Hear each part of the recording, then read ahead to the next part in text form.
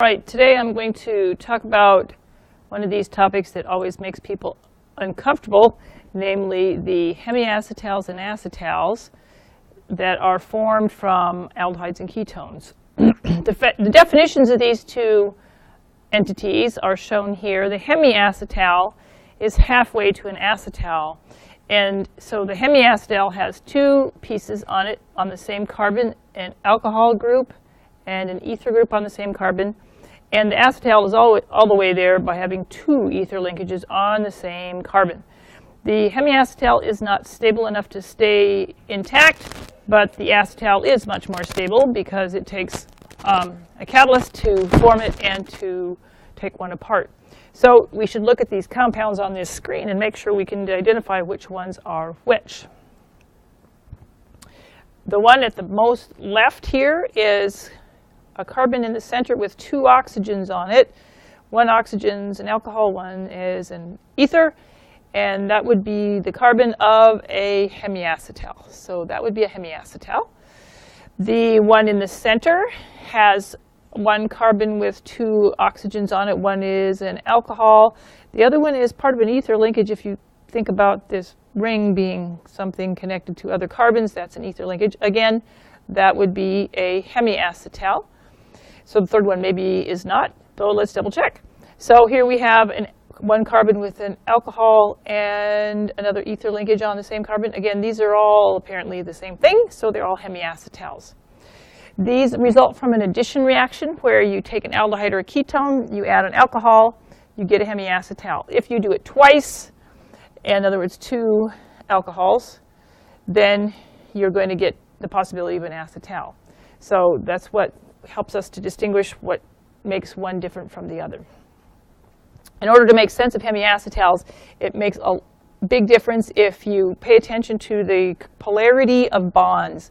The polarity of the carbonyl has a partial plus on the carbon and a partial minus on the oxygen. Oxygen's always partial minus. So in the reaction, it's going to be attracted to a partial minus from an oxygen in the alcohol, while it's also going to have a partial plus on the other end of the bond for the alcohol on the hydrogen. Noting where these particular polar bonds have attraction for their neighbors helps us to rationalize where a new bond is formed. In other words, you break a bond in the carbonyl and a bond in the OH of the alcohol, making a new bond with the hydrogen to the oxygen from the carbonyl, and a new bond between carbon and oxygen from the alcohol of the oxygen from the alcohol. So looking at these things helps us to understand how to put them together. If you draw your examples out in this fashion, it makes them easier to see. At least I hope so. A number of examples are shown here. We'll take a simple one. This one would be ethanal, two carbons, reacting with ethanol, another two carbons. And if you take apart the aldehyde, take off the hydrogen from the alcohol, put it here, the oxygen from the alcohol and put it here, you end up with a hemiacetal as shown on the right. The carbons are color-coded so you can kind of see who's going where. And the carbons of the alcohol are on the right in blue. We don't name this compound for most purposes. You could, but it's an ether and an alcohol in the same thing. The compound in the middle is propanone, which has a more commonly used name of acetone. What I should comment, the one up above is also known as acetaldehyde. You may not like those names, but it does come up. That's probably the more common, to be honest. And acetone in the middle then reacts again with the same ethanol. And this time, what are we doing? We're breaking the carbonyl, we're taking off the hydrogen, and we're going to add this oxygen to the carbon of the carbonyl, the hydrogen to the oxygen of the carbonyl, and you end up with this compound shown on the right. This is also a hemiacetal. It just started from a ketone. Some sources will label this as a hemiketal. I don't care to make that distinction, but it's one sometimes seen that way since you begin with a ketone. So again, the formation of the bonds could make sense if you're watching closely to see where the attractions go. All right, let's try some other ones and see if we can do it using the pattern that has been shown with the polarized bonds.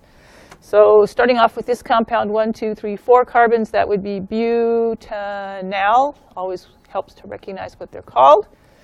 And it has the carbonyl of the aldehyde. And on the end, the way I'm drawing it, and I'll put the hydrogen in because the hydrogen's kind of noteworthy here. Then in this case, we're reacting with ethanol. And ethanol is not so hard, but if to put the oxygen on the side that's going to be closest to where the reaction happens, just for convenience. And I know this may feel crazy, but I like using colors to help you see where things are going. So the hydrogen from the alcohol is going to go to that oxygen. The bond breaks here, one of the two in the carbonyl. A bond breaks between the OH, oxygen, hydrogen, and the alcohol. And then the oxygen from the alcohol needs another bond, as does the carbon from the carbonyl. The resulting product, and I'm going to show you that equilibrium arrow because it's correct. There is an equilibrium between the two. It's a reversible reaction.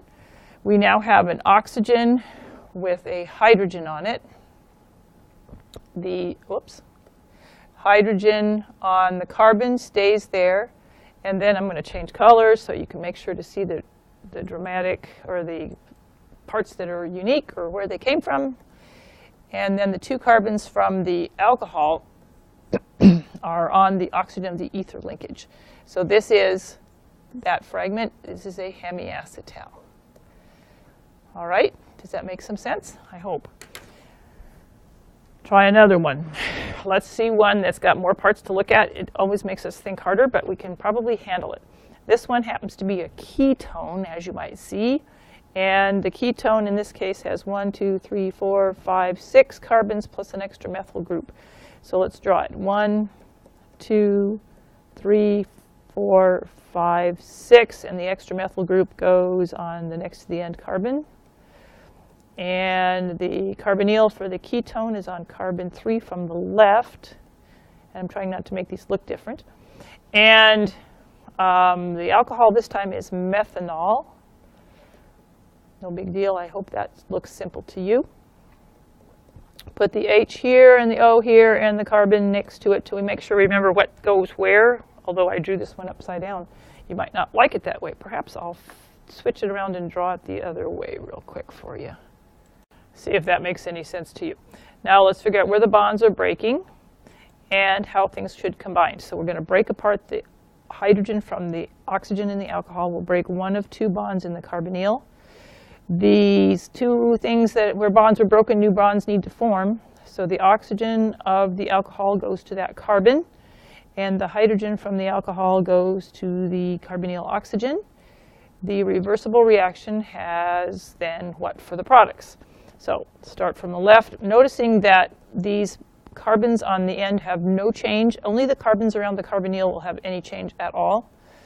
And so I'm just going to draw the main carbon chain to begin with. See if that looks like the right thing. I hope I counted right. And now what else has to change? Just to make it more obvious, I'll play the game with colors. And so the oxygen from the alcohol, methanol, brings along its carbon right there, and the hydrogen from the alcohol makes the second group. This is the hemiacetal carbon. I'd like you to pay attention to where that is. It's helpful at times. You don't have to name this, but it is a hemiacetal. Could be technically called a hemiketal in this case because it has it derived from a ketone. Apologies for the extra lines on the hemiacetal. The tools don't always work the way you want them to. All right. Now, if you can make a hemiacetal, that's halfway. Let's see if we can figure out what to do with an acetal formed from these same kinds of reactions. If you've got the previous examples drawn in your notes in front of you, that might help out, but we'll work our way through these either way. You have to use 2 of the alcohol molecule to get an acetal, because it's the whole thing with 2 ether linkages on the same carbon when we have an acetal. All right, so this was our butanal example that had in its original step, the first step to thinking about getting there was the ethanol, and I'm going to go more quickly this time because hopefully you've already seen it. And we're putting on 1, 2, 3, whoops, 4. I'm trying not to run out of room. This time the oxygen has 2 carbons in its ether linkage. The oxygen, the hydrogen stays here. Oh, I did that one backwards. Let me try again. The way I started that one was going to end up confusing. So let's put the hydrogen there and the 2 carbons here. Honestly, it would end up the same, but I didn't want it to look wrong. Now, in order to make the acetal, 1 more alcohol molecule is needed. Oh, now what are we going to do? Well, let's look at this and realize there's an acid catalyst that makes them go. Otherwise, they'll just sit there and think about it, not really do anything. And now something else different results. We have to pay attention to how this works. In this case, we're going to aim for 2 ethers. You have to get rid of the portion of the hemiacetal that doesn't look like an ether and modify it. So that means this hydrogen has to go. And in order to turn that into an ether, there's got to be some carbons. So bring along the take off the OH from your alcohol and combine those carbons where you removed the hydrogen that is circled. The resulting molecule will do this. So 1, 2, 3, 4th carbon is where all the action is. Now instead of OH, we'll have O with 2 carbons, which looks just like the O with 2 carbons below it, and a hydrogen. This is now an acetal. The acetal is the carbon that has 2 ethers on the same carbon. And the hemiacetal has an ether and an alcohol on the same carbon. Now, wait a minute, what did I leave out? So if there's a hydrogen removed from the hemiacetal and the OH removed from the alcohol, those combine to make water as a byproduct. We often overlook that, but it's worth noticing its presence for reasons that will come up when we talk about the reverse processes. Okay, let's try another one. This time it's that longer chain, but it doesn't really matter. We just need to pay attention to what we're drawing. And it's helpful to remind yourself that most of these carbons are not going to make any change when the reaction occurs around the carbonyl. Only the carbonyl group is going to undergo change. So this time, as you have already done this once, so I'll do it again quickly. We're going to take the alcohol off of, or take apart the alcohol and add it to the carbonyl to make the hydrogen go here as an OH group, an new alcohol group, and then the oxygen from the alcohol goes onto the carbonyl to give us an ether. All right, let's draw this. 1, 2, 3. Uh-oh, wish me luck to get enough room. I better leave this to start this with more. All right, so how does the hemiacetal come together? 1, 2, 3, 4, 5, 6 extra methyl group. And then we had the OH on one side of this carbon that used to be carbonyl, and oxygen with a single carbon on the other side. What used to be the carbon of the carbonyl, or used to be a carbon of a carbonyl. That is our hemiacetal. The hemiacetal, I kind of like to pay attention to where those are because that's what you need to know when you're trying to identify what's going on in the compound. The second alcohol molecule is needed, and this time it's just methanol, to make your acetal, and put it in acid solution in order for this to occur. Again, recalling that we're going to have to do something. We have to get rid of the parts that don't make it a second ether, and so we're going to get rid of the hydrogen, and we'll use the carbons, the single carbon in this case, from the alcohol to provide the extra carbons that need to make a second ether group. All right, so here goes.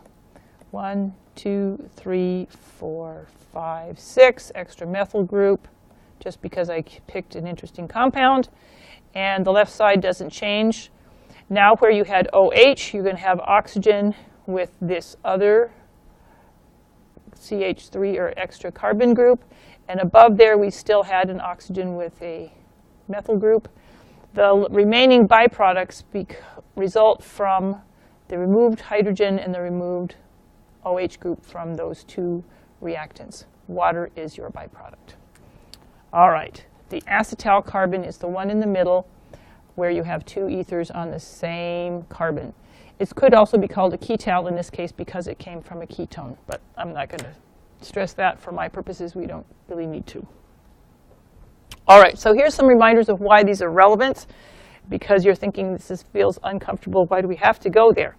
Well, glucose, everybody likes sugar, and glucose is full of oxygen groups, many OH groups, alcohol groups, plus an aldehyde.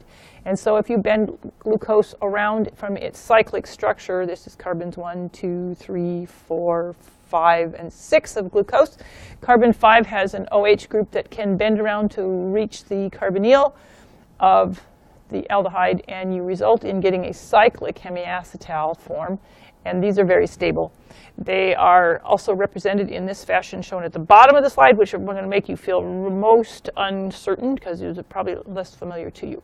But here you have your hemiacetal where there's an OH and an ether on the same carbon. You're going to get used to seeing these eventually, but let's just say they'll take practice. Okay, let's try some of these and see how this all comes together for some simplistic examples. On the left, simple molecule with 2 carbons called acetaldehyde, could be called ethanal, but guess which name is more common? This one.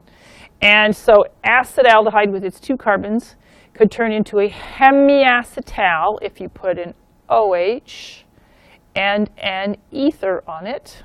Whichever end is you want to construe to be the new part would be your arbitrary, because there's an ether resulting from a 2-carbon alcohol. And I just made this the messy way. Just a second, I'll fix that.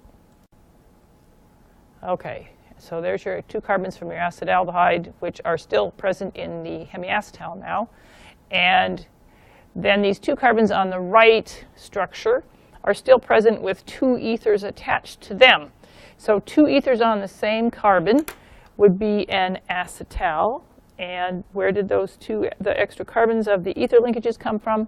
They come from ethanol in this case. And so 2 carbons on the hemiacetal from the alcohol, 2 carbons on that side, and 2 carbons on the top side to have your acetal and hemiacetal carbon. Same place, but now we've added more things to it. Okay, these take practice to look at them. The ball and stick models are not going to be your favorite, but it helps to recognize that the 2 ether linkages or the single ether linkages come from that alcohol when you've done these kinds of reactions. So do recall that these things happen in a reversible reaction. The catalyst here is an error. Take that away. The aldehyde or ketone reacts without a catalyst in a reversible fashion to make the hemiacetal. With a second, the first alcohol gives you a hemiacetal. The second alcohol gets you to an acetal. And so if you go for a specific example, like as is represented here with a 2-carbon aldehyde and a 2-carbon alcohol, which in fact we already showed earlier in this video, you end up with the acetal straight away. You do not have to represent the hemiacetal to find the acetal, but if you need to do it, it helps you see how to put things together. All right, so the acetal is the carbon with the 2 ethers on it.